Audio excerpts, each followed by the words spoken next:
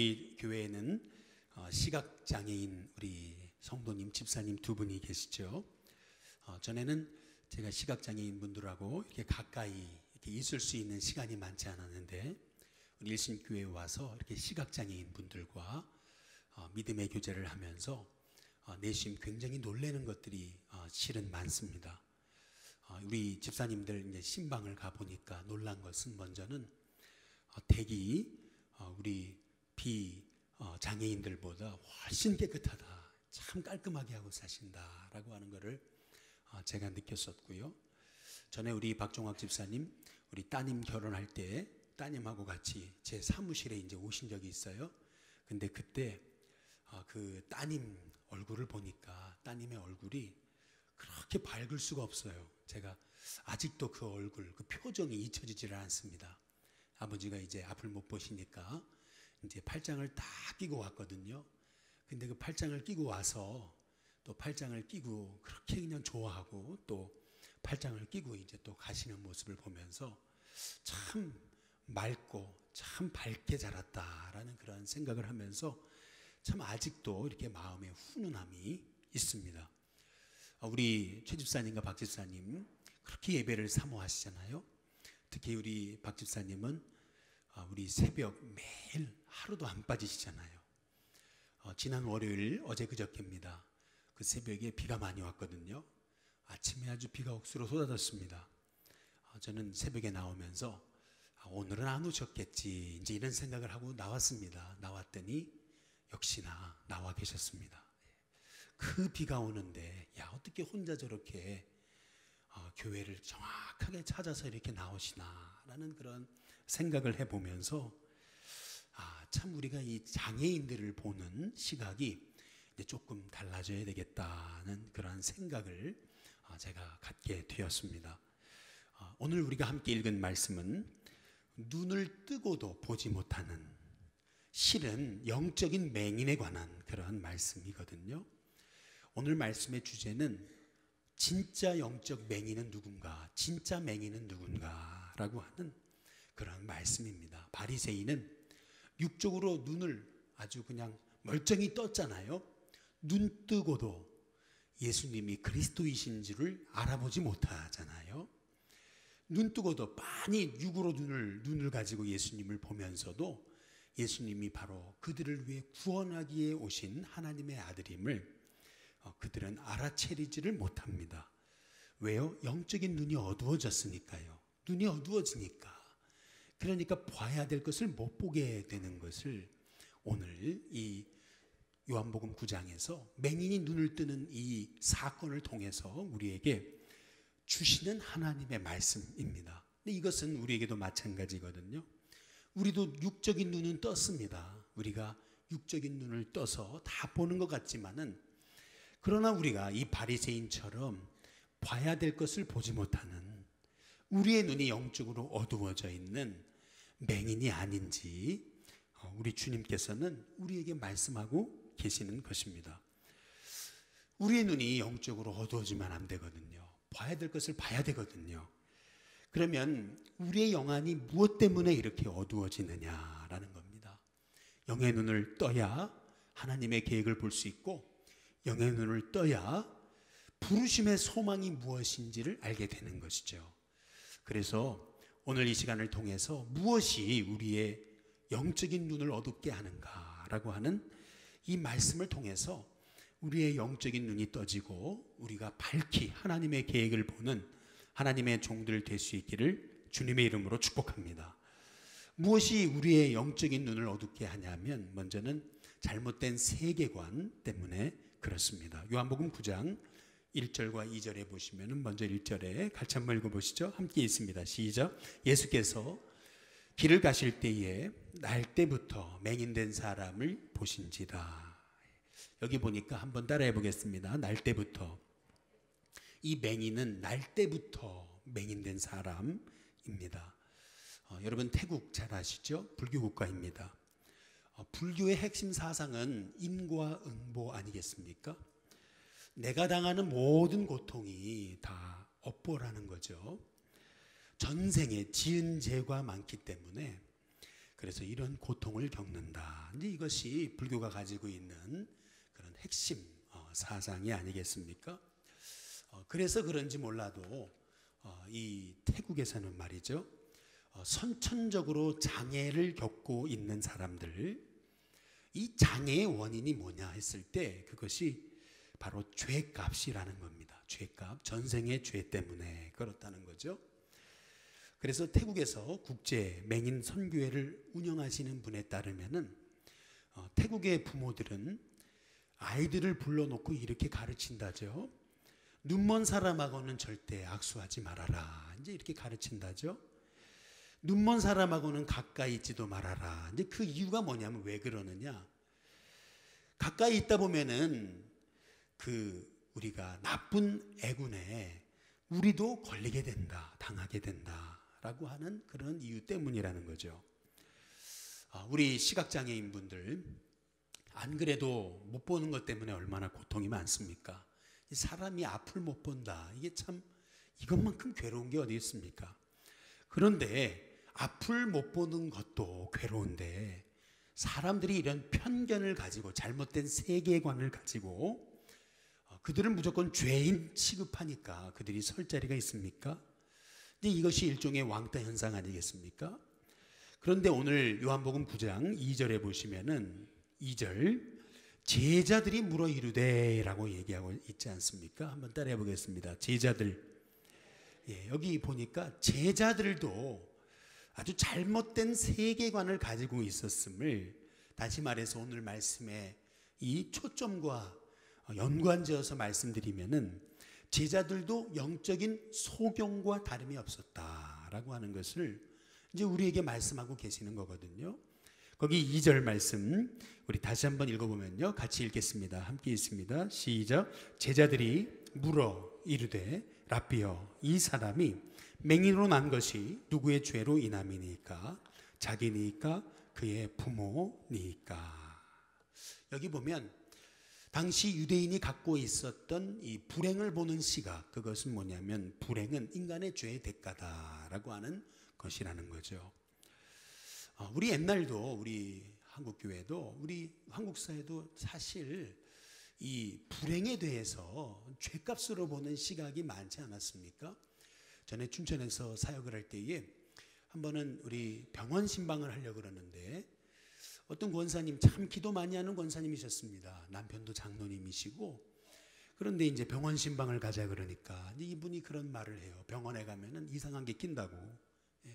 이상한 게 낀다고 목사님. 난 안 간다고. 저는 안 가요 목사님. 그러더라고요. 그때 참 생각을 많이 해봤어요. 그러면 나는 맨날 병원 가는데, 할렐루야, 맨날 병원 신방 가잖아요. 그러면 나는 맨날 나쁜 거 껴야 되는데, 야, 이게 무슨 말인가, 이제 이런 생각을 제가 했던 이제 기억이 납니다. 우리나라 옛날 조금 20, 30년 전만 해도 여러분도 아마 겪어보셨을 분들이 계시는데, 아침에 가게에 여자분들이 첫 손님으로 오면은 그럼 부정탄다 그래가지고 그래서 쫓아내고 소금 뿌리고 이제 그랬잖아요. 이제 어떤 택시기사는 아침에 첫 손님으로 여자가 타면은 부정탄다 그래가지고 여자들은 아침에 첫 손님으로 택시기사들이 받지 않았다라는 그러한 얘기들도 있잖아요.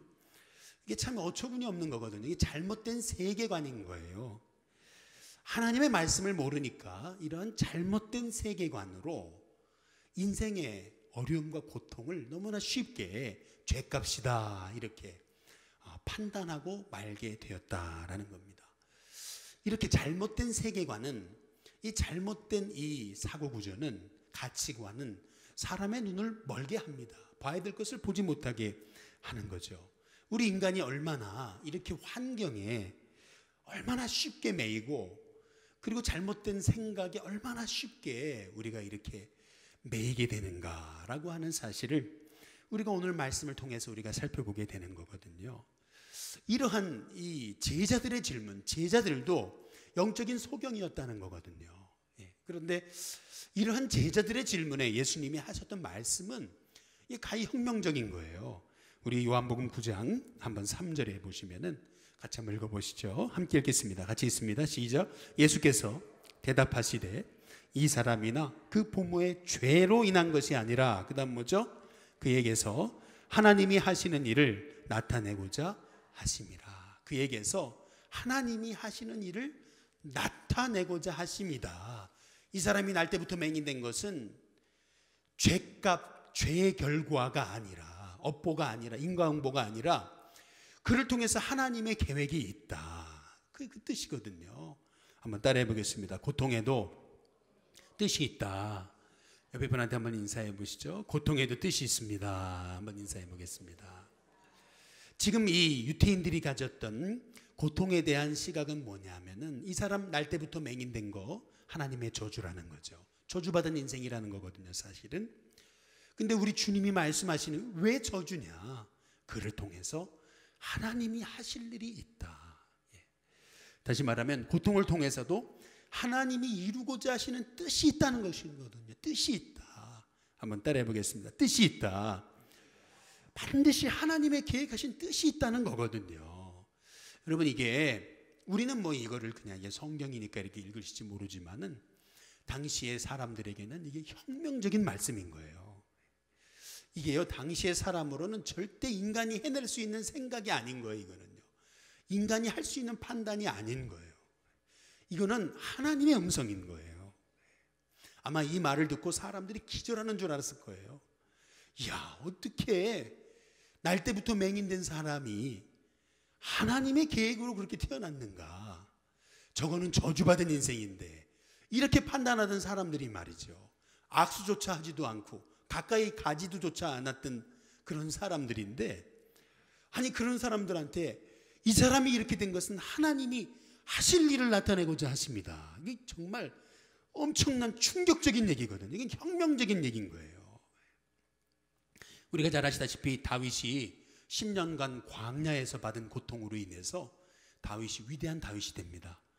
모세가 광야에서 40년간 그가 그 40년간 지냈던 그 인고의 세월을 통해서 모세는 위대한 이스라엘의 지도자가 되는 겁니다. 그래서 고통에는 뜻이 있다는 거죠. 고통에는 하나님의 계획이 있다는 거죠. 광야에 오히려 더 하나님의 계획과 음성이 있다는 거거든요. 우리 시편, 우리 19편 한번 8절을 한번 보시면은요, 시편 19편 8절입니다. 같이 한번 읽어보시죠. 함께 읽겠습니다. 같이 읽습니다. 시작. 여호와의 교훈은 정직하여 마음을 기쁘게 하고 여호와의 계명은 순결하여 눈을 밝게 하시도다. 여기 보니까 한번 따라해 보겠습니다. 마음을 기쁘게, 또 한번 따라해 보죠. 눈을 밝게. 무엇이 마음을 기쁘게 하고 무엇이 눈을 밝게 해요? 하나님의 말씀이라는 거거든요. 하나님의 말씀은, 우리가 하나님의 말씀을 읽을 때 마음이 기뻐지고 하나님 말씀을 읽을 때 우리의 눈이 밝아집니다.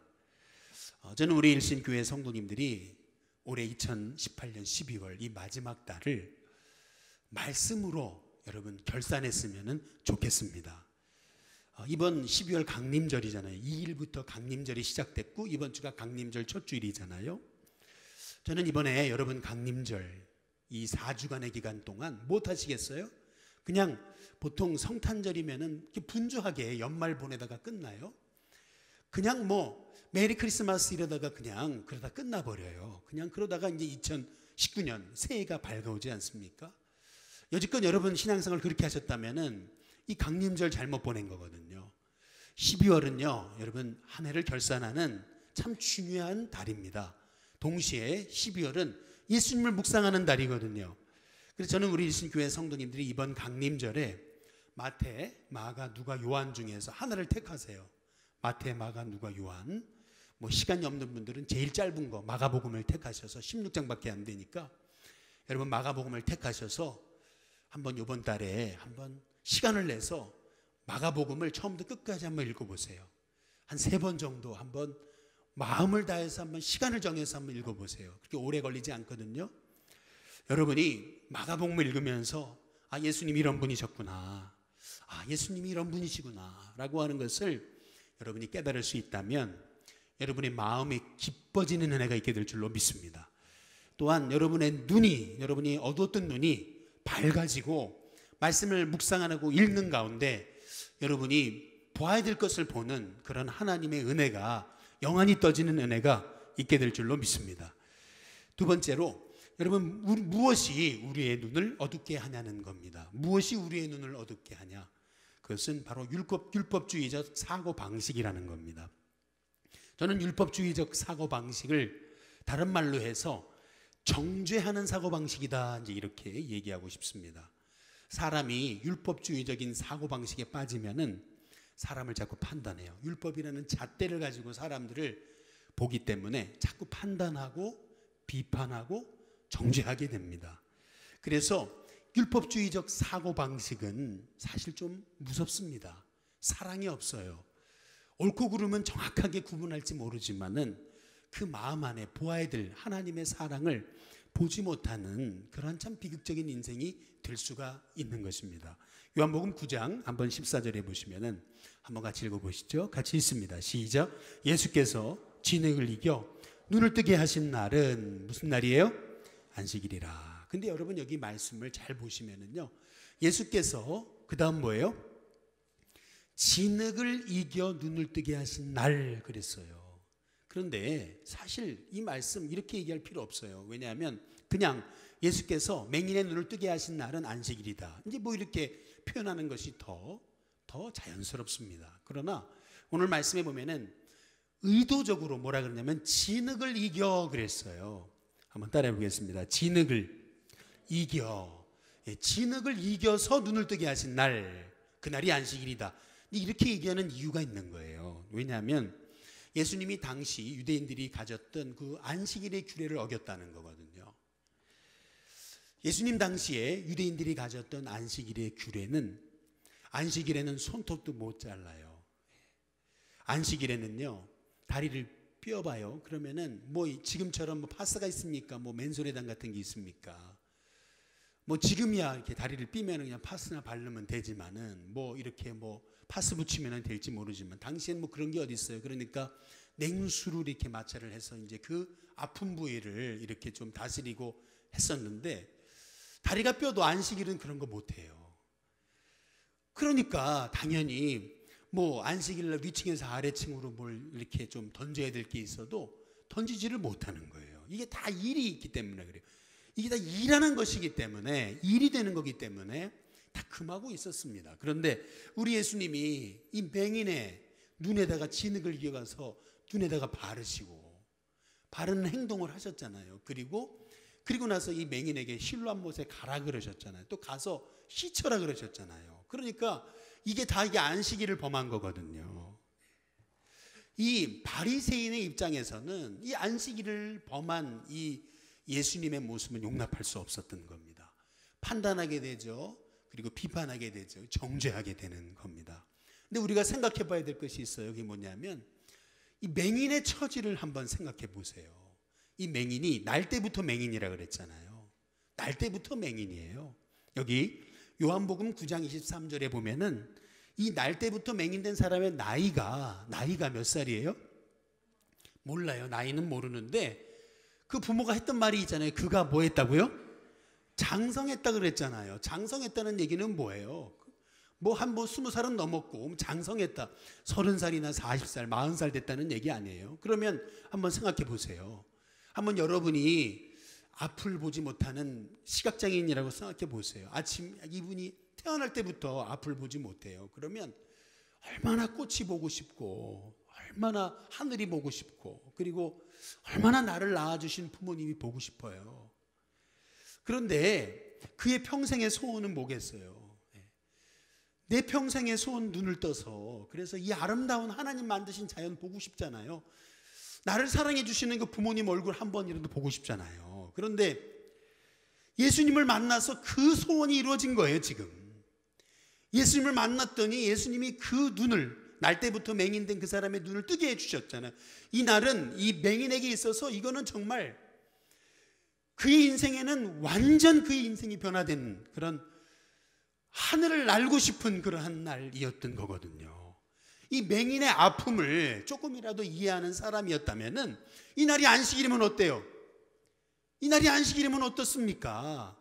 그 사람의 고통을 아는 바리새인들이라면은 영혼의 아픔, 영혼의 고통을 이해하는 사람들 같았으면은 어떻게 그날이 안식일이라고 해서 예수님을 정죄하고 판단할 수 있겠느냐는 거죠. 우리 요한복음 거기 9장 16절에 보시면은 한번 같이 거기 앞부분만 읽어보시면 같이 있습니다. 함께 있습니다. 시작. 바리새인 중에 어떤 사람은 말하되 이 사람이 어떤 날이요?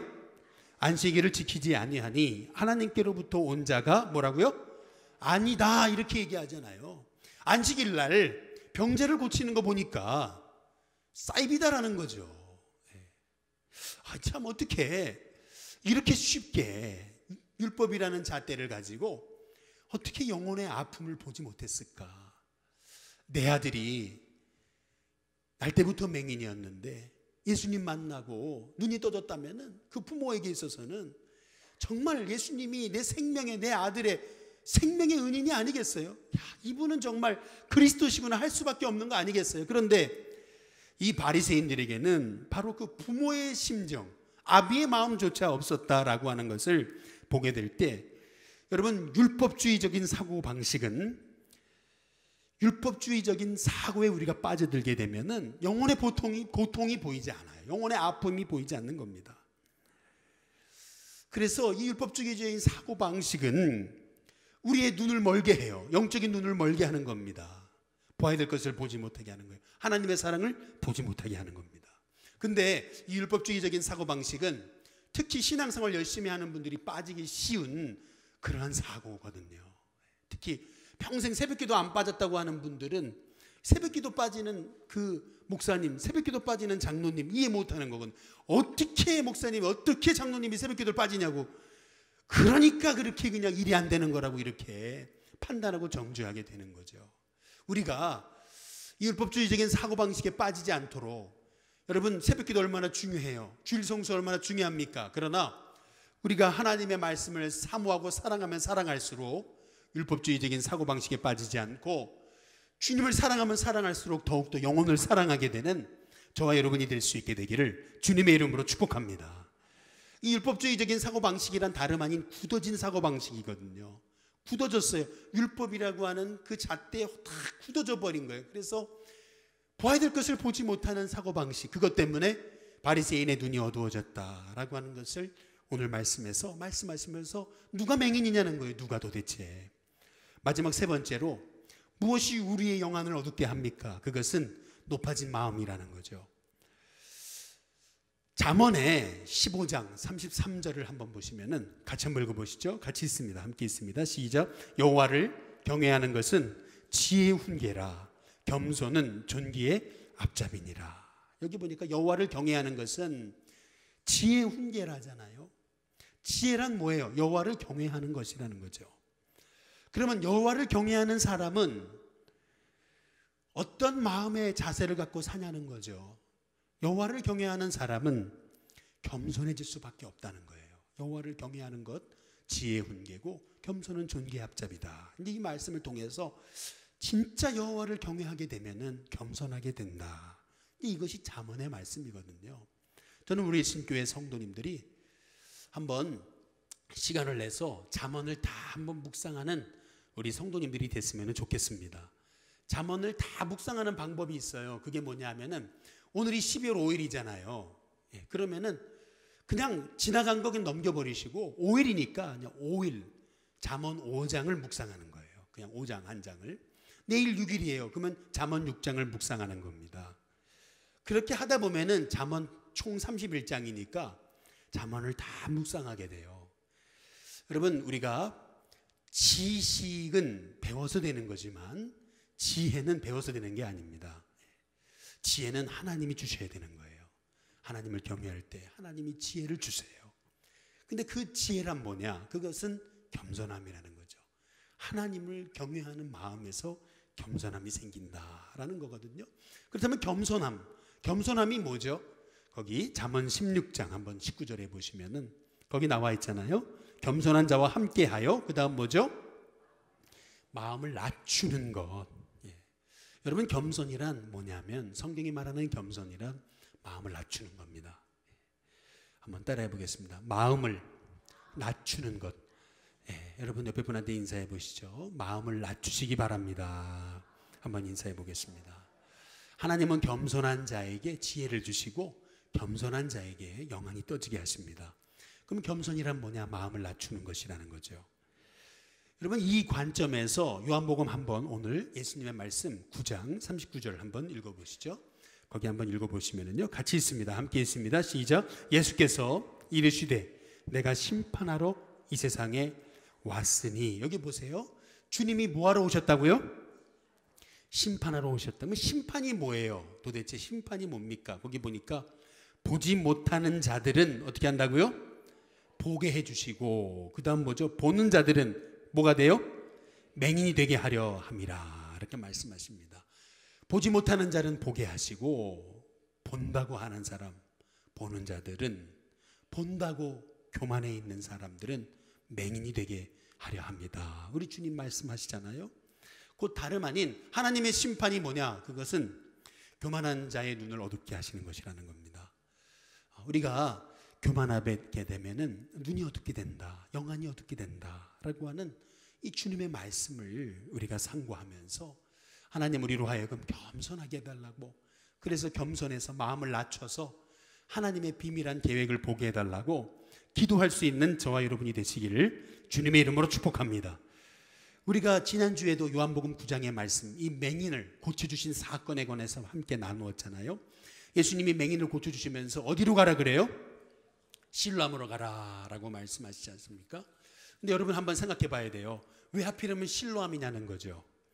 당시에 예루살렘의 연못은 실로암만 있었던 게 아니거든요. 근데 왜 실로암으로 가라 하시냐는 거예요. 왜 하필이면 실로암이냐는 거예요. 요한복음 9장 7절에 보시면은 거기 보니까 실로암 못에 가라 그러시잖아요. 번역하면 실로암은 뭐죠? 보냄을 받았다, 그런 뜻이라는 거잖아요. 한번 따라해 보겠습니다. 보냄을 받았다, 보냄 받았다, 이게 이제 실로암이잖아요. 왜 실로암으로 가라 그러셨냐는 거예요. 이 보냄을 받았다. 여기 이 실로암이라고 하는 곳이 어떤 곳인지 알게 되면은 우리 주님이 왜 이 맹인을 실로암으로 보내셨는지를 우리가 알게 되는 겁니다. 이 영적인 눈을 뜨는, 영의 눈을 떠야 된다라고 하는 이 요한복음 9장에 숨겨진 메시지를 우리가 깨달으려면 실로암이라는 곳이 어떤 곳인지 알아야 돼요. 실로암. 여러분, 실로암은 어떤 곳이냐면은 예루살렘에는 여러 개의 문이 있었어요. 우리도 여기 서울에 여기 동대문, 뭐 여러분 남대문, 뭐 서대문 다 있잖아요. 마찬가지로 예루살렘에도 남문, 서문, 동문 다 있었단 말이에요. 북문도 있었고. 근데 이 동문 쪽 밖에 기드론 골짜기라고 있었습니다. 근데 이 기드론 골짜기에는 뭐가 있냐면은 기혼샘이라고 있어요. 기혼이라고 불리우는 샘이 있었습니다. 근데 이 샘에서 수로를 따라서 물이 내려와요. 물이 따라 이렇게 흘러내리는데 그 물이 흘러내려가지고 맨 마지막에 고이는 곳이 어디냐면은 실로암입니다. 그러니까 이 의미하는 게 뭐예요? 물은요, 높은 곳에서 낮은 데로 흐릅니다. 물은 반드시 제일 낮은 곳에 고이게 돼 있어요. 다시 말해서 실로암은 어떤 곳이냐면 예루살렘에서 가장 낮은 곳이었던 거예요. 그 실로암 못에 가가지고 우리 주님이 이 맹인에게, 참 우리가 지난주에 살펴봤잖아요. 그냥 눈을 뜨게 하시면 될 것을, 그냥 말씀 한마디로 내 눈이 떠져라 하면 떠질 것을 우리 주님은 의도적으로 진흙을 눈에 바르시잖아요. 그리고 나 실로암 못에 가라, 가서 씻어라 그러거든요. 보세요. 눈에다가 이 진흙을 발라놨으니 이 눈의 진흙을 씻으려면 어떻게 되죠? 무릎 꿇어야 돼요. 무릎 꿇어야 됩니다. 그 가장 낮은 곳 실로암에 가서 이 맹인은 무릎을 꿇어야 되는 거예요. 무릎만 꿇어야 돼요? 아니잖아요. 엎어져야 돼요. 엎어져서 실로암 못에서 얼굴을 씻으면서 눈이 떠지는 그 사건을 경험하면서 맹인이 깨닫게 되는 것은 그것입니다. 결국 왜 나를 실로암 못에 보내셨을까? 그것은 뭐예요? 낮아지라는 겁니다. 낮아지라는 것. 낮은 곳에 가야 하나님의 계획이, 하나님의 은혜가 임하고 하나님의 계획이 보여지게 된다는 거예요. 여러분, 이번에 우리가 강림절을 보내고 있지 않습니까? 이 강림절 첫 주에 낮아짐이라는 주제가 왜 이렇게 중요하냐는 거예요. 낮아짐. 한번 따라해 보겠습니다. 낮아짐. 왜 낮아짐이 중요한 거냐면은 우리 예수님이 우리를 구원하시기 위해서 오신 곳이 가장 낮은 곳인 말구유예요. 말구유. 우리 예수님은 가장 비천한 못 사는 동네 갈릴리 나사렛 낮은 곳에 사셨거든요. 그리고 가장 사람들에게 그렇게 외면받던 그 낮은 인생들, 세리와 창녀와 과부들하고 예수님은 친구가 되시거든요. 그리고 가장 낮은 곳이라고 하는 그 비참한 곳, 그 치욕스러운 곳, 바로 십자가에서 예수님 죽으시잖아요. 곧 예수님이 보여주신 그 삶의 자세, 그것은 뭐냐면은 결국 낮은 자의 삶이었어요. 낮은 자, 낮아지시는 삶, 겸손한 삶이셨어요. 결국 우리가 오늘 이 맹인이 눈을 뜨는 사건, 이 맹인이 눈을 뜨는 사건도 갈 실로암으로 가라라고 말씀하셨던 그 실로암이라는 곳은 이스라엘의 가장 낮은 곳이었다라는 것을 우리가 생각하게 될 때 결국 마음이 낮아진 자, 겸손한 자, 겸손하게 주님 바라보는 자가 예수님이 누구신지를 알아본다는 거, 영적인 눈이 떠진다는 거예요. 저는 우리 일신교회 성도님들이 영안이 떠지시기를 주님의 이름으로 축복합니다. 영안이 떠지기 위해서 여러분 우리에게 낮은 마음이 필요해요. 겸손한 마음이 필요해요. 낮아진 자의 그러한 마음이 필요하다는 겁니다. 그래서 마태복음 5장 우리 8절에 보시면은 우리 주님 말씀하신 심령이 가난한 자, 심령이 겸손한 자, 낮아진 자는 복이 있다 그랬습니다. 그에게 주시는 복은 천국이 그의 것이다 라고 말씀하고 계시지 않아요? 그래서 우리 에베소서 1장 우리 17절과 18절에 보시면은 이 낮아진 자, 심령이 낮아진 자에게 주님이 계시와 지혜의 영을 주셔서 하나님을 알게 하시고, 그 다음에 18절 그의 마음의 눈을 어떻게 해요? 밝혀주신대요. 그래서 그의 부르심의 소망이 무엇인지 알게 하신다는 거죠. 저는 우리 일신교회 성도님들이 하나님의 계획을 아는, 영의 눈이 떠지는, 나를 향한 그 하나님의 부르심의 소망이 무엇인지를 알게 되는 이번 강년절이 될 수 있기를 주님의 이름으로 축복합니다. 시편 116편 6절의 말씀을 개역 한글판으로 보면 같이 한번 읽어보시죠. 함께 읽습니다. 같이 읽습니다. 시작. 여호와께서는 어리석은 자를 보존하시나니 내가 어떻게 될 때예요? 낮게 될 때에 나를 구원하셨도다 그랬습니다. 내가 어떻게 될 때요? 낮게 될 때, 내가 낮은 자가 되고 내 인생이 낮은 자리에 처했을 때, 그때야 비로소 하나님의 구원을 경험하게 된다. 이제 이것이 시편 기자의 고백이거든요. 저는 이번 강림절 예수님이 낮고 낮은 이 말구 위에 오셔서 우리를 구원하신 것처럼 우리의 마음도 낮아져서 하나님의 계획을 볼 수 있고 영안이 떠지는 귀한 성도님들이 될 수 있기를 주님의 이름으로 축복합니다. 이번에 방한복 나눔을 오늘 했거든요. 한 4년 전인가요? 일신교회 처음 와가지고 이 방한복 나눔 행사를 할 때 제가 몇 번 말씀드렸어요. 이 식당 구석에 앉아가지고 어떤 한 분이 이 머리도 들지 않고 모자를 쓴 채로 계속 땅만 밑에만 쳐다보고 떡국을 드실 때도 또 옷을 받을 때도 실현당한 사람처럼 그렇게 얼굴을 쳐박고 계시는 분이 계셨거든요. 그때 저분이 꼭 구원받았으면 좋겠다고 제가 마음으로 기도를 했던 기억이 나요. 근데 제가 이제 오늘 이제 그 생각을 하면서 우리가 방한복 나눔을 했는데 이제 그분이 우리 교회 교인이 되셨잖아요. 오늘도 오셔서 이제 선물 받으셨는데 제가 이제 그런 생각을 해봤어요. 오늘 말씀을 묵상하면서 그래, 그때 가졌던 이 첫 마음, 영혼을 향해서 불쌍히 여기는 마음, 긍휼히 여기는 마음, 낮아진 마음, 순수한 마음, 그냥 저분이 꼭 구원받았으면 좋겠다라고 하는 그 마음에 그 그냥 단순하고도 간절한 마음, 낮아진 마음이거든요. 그 마음을 하나님, 그 처음 마음을 하나님 잊어버리지 않게 해달라고 이제 그렇게 이제 기도하는 그런 시간이 됐었습니다. 저는 우리 신교회 성도님들의 마음이 처음 마음, 그 낮아진 마음, 처음 하나님을 만날 때 우리의 마음이 얼마나 겸손했습니까? 얼마나 순수하고 진실했습니까? 우리의 마음이 얼마나 하나님 보시기에 청결한 마음이었습니까? 처음 하나님을 만났을 때 우리에겐 때가 없었습니다. 뭐 이해타산이 없었어요. 계산하지 않았습니다. 그냥 주님 만나는 것이 좋았고 그냥 주님 앞에 나오는 것이 그냥 좋았잖아요. 저는 그 마음, 그 낮아진 마음, 그 가난한 마음, 겸손한 마음, 여러분 그 말구유에 주님이 놓으신 것 같은 그 마음, 여러분 그 마음이 우리 일신교회 성도님들에게 부어지게 된다면은 우리의 영적인 눈은 어두워지지 않고 떠지게 되는 은혜가 반드시 있게 하시리라고 믿습니다. 저와 여러분의 마음 가운데 잘못된 세계관이 자꾸 예수님 믿으면서도 아직도 불교적인 사고, 예수님 믿으면서도 아직도 무속적인 사고, 예수님 믿으면서도 아직도 유교적인 사고에 매여 있는 우리의 마음들이 복음의 사고로 바뀌어지고, 우리가 예수님 믿으면서 그 복음의 은혜를 깨달은 우리가 참 주님의 사랑으로 영혼을 바라보는 율법적인 사고가 아니라 복음적인 사고, 그리고 우리가 낮아진 마음으로 영혼을 바라봄을 통해서 우리의 마음에 영적인 눈이 밝아지고 영적인 눈이 떠져서 하나님의 계획을 볼 수 있는 가난한 자의 마음, 그 마음을 회복해서 하나님 앞에 존귀하게 쓰임받는 우리 일신교회 성도님들이 될 수 있기를 주님의 이름으로 축복합니다. 우리 같이